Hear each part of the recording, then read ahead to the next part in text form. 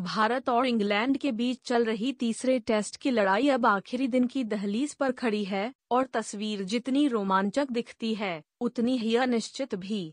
193 रनों का लक्ष्य जितना मामूली दिखता है उतना ही पेचीदा बन गया है जब भारत ने दिन का अंत 58 रन पर 4 विकेट खोकर किया।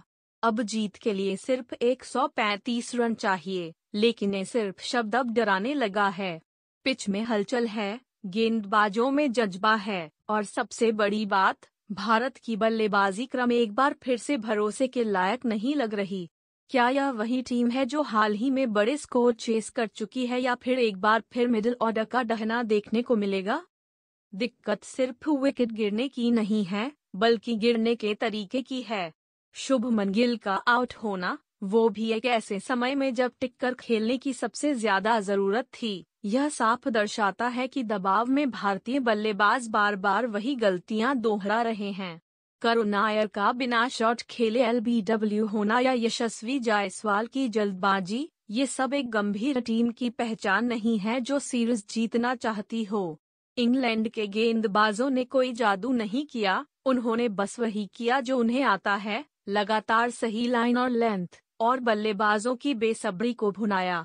ऐसे में सवाल ये उठता है कि क्या भारत की बल्लेबाजी सिर्फ नामों की चमक पर टिकी है? क्या रविंद्र जडेजा और वाशिंगटन सुंदर जैसे निचले क्रम के खिलाड़ी बार बार बचाव की जिम्मेदारी निभाते रहेंगे? केएल राहुल और ऋषभ पंत अब क्रीज पर हैं और सारा दारोमदार इन दोनों पर है।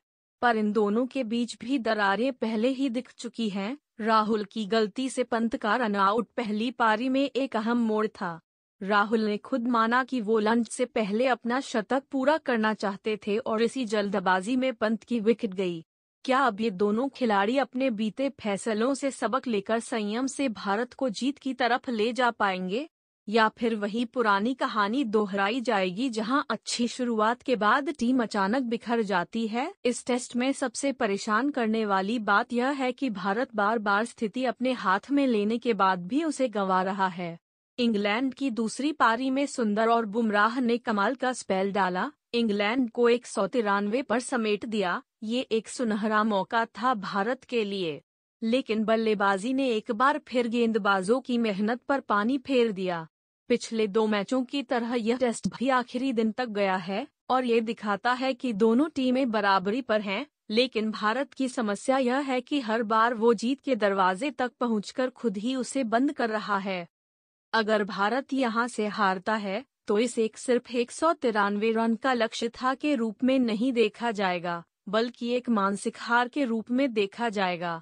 एक ऐसी हार जो सवाल उठाएगी कि क्या भारत की टेस्ट टीम वाकई मैच्योर है? क्या रणनीति सिर्फ प्रेस कॉन्फ्रेंस में होती है या मैदान पर भी कोई सोच समझ होती है?